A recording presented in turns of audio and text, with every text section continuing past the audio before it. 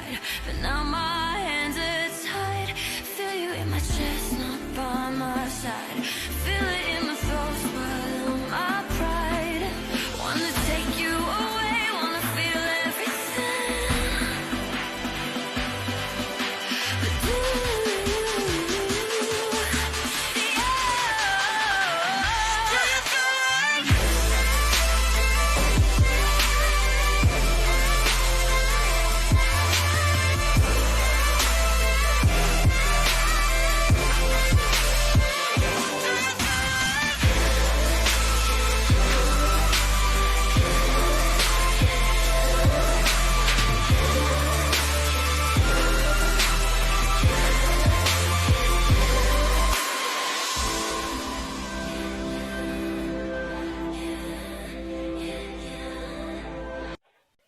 Assalamualaikum warahmatullahi wabarakatuh.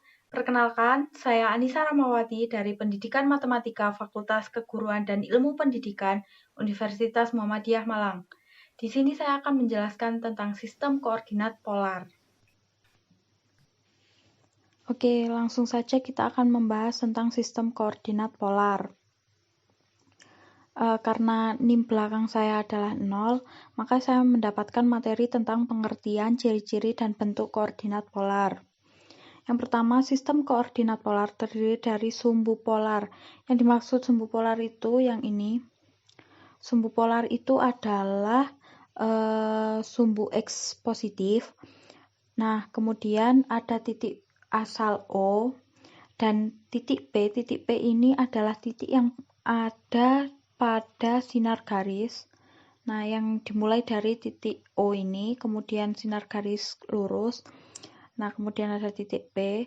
Nah, jarak antara O ke P ini adalah R, di mana R itu adalah jari-jari yang nilainya mutlak. Nah, untuk theta sendiri adalah sudut yang terbentuk antara garis OP dengan sumbu X yang positif ini. Nah, untuk menghitung besarannya theta tersebut, kita menghitungnya itu dengan cara menghitung dengan berlawanan arah jarum jam dari sumbu X ke sinar garisnya itu. Nah, kemudian untuk titik P sendiri ini dinamakan dengan koordinat polar, di mana koordinat P itu R, theta diperoleh dari R itu jari-jari dan theta itu dari sudut. Nah, dari gambar ini kita dapat lihat bahwa terdapat beberapa lingkaran dengan titik pusat yang sama. Titik pusat tersebut memancarkan beberapa sinar garis. Nah, sinar garis itu yang ini, dan ini. Nah, di dalam sinar garis tersebut memuat koordinat polar. Nah, sebenarnya itu lingkaran ini tuh membantu kita untuk menemukan bentuk dari koordinat polar itu sendiri. Nah, lingkaran ini juga membantu kita untuk menemukan berapa sih besaran sudut pada yang dibentuk. Misal pada sinar garis yang ini. Nah, ini kan ada koordinat polarnya. Kita ketahui itu bahwa tetanya itu berada di sini, antara kisaran ini. Nah, jadi gambar ini merupakan representasi dari sistem koordinat polar itu sendiri. Nah, perhatikan bahwa sifat berikut tidak dimiliki oleh koordinat kartesius. Tiap titik memiliki banyak koordinat polar. Nah, yang dimaksud tiap titik memiliki banyak koordinat polar itu seperti gambar yang sebelumnya, gambar ini. Nah, pada titik ini, belum tentu koordinat polarnya hanya 2, pi per 3 saja. Bisa saja ada 2 atau 3, bahkan lebih dari itu. Tempat kedudukannya itu bukan hanya untuk satu koordinat polar saja, tapi bisa lebih dari satu koordinat polar. Langsung saja ke contoh. Contohnya saya ambil dari buku Kalkulus edisi 9 jilid 2, penulisnya Purcell. Nah, eksempel pertama. Gambar persamaan polar R sama dengan 8 sin theta. Nah, kita ambil tetanya itu pi per 6. Nanti kita cari keluarganya pi per 6. Apa kelipatannya, bukan keluarganya. Mohon maaf. Nah, dari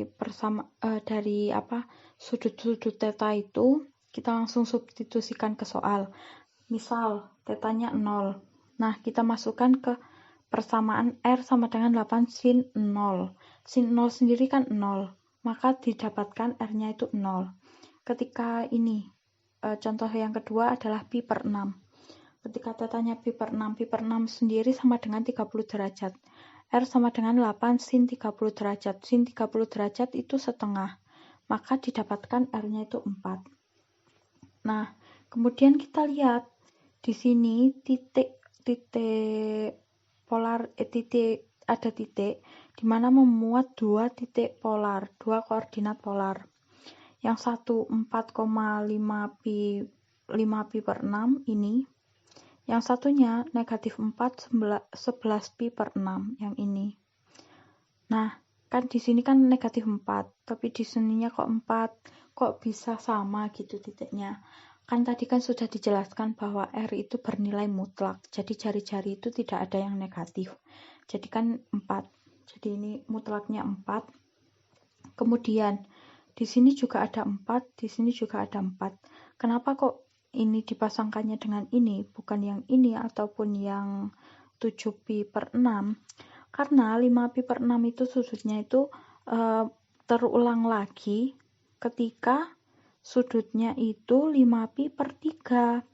Nah, untuk pi per 6 sendiri nanti akan terulang lagi ketika 7 pi per 6 gitu. Jadi kenapa kok bisa kok 5 pi per 6 bisa sama dengan 11 pi per 6 itu karena adanya pengulangan dari persamaannya ini. Kemudian contoh yang kedua, gambar R sama dengan 2 per 1 min cos theta. Nah, sama seperti yang contoh pertama tadi, kita masukkan dulu tetanya ke dalam persamaan ini. Kemudian kita dapatkan R-nya, terus kita langsung masukkan ke dalam grafiknya.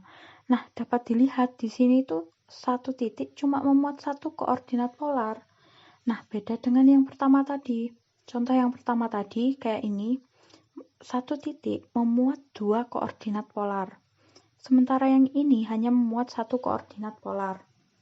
Karena hanya memuat satu koordinat polar, maka persamaan R sama dengan 2 per 1 min cos theta itu tidak memenuhi persyaratan gitu. Jadi perbedaannya antara contoh 1 dan contoh 2, yaitu kalau contoh 1 itu memenuhi karena satu titik ini memuat dua koordinat polar, sementara yang satunya, yang example 2, itu tidak memenuhi karena satu titik hanya memuat satu koordinat polar. Gitu. Itu tadi penjelasan tentang pengertian, ciri-ciri, dan bentuk dari sistem koordinat polar. Jika ada salah-salah kata, mohon dimaafkan. Terima kasih. Wassalamualaikum warahmatullahi wabarakatuh. Annyeong.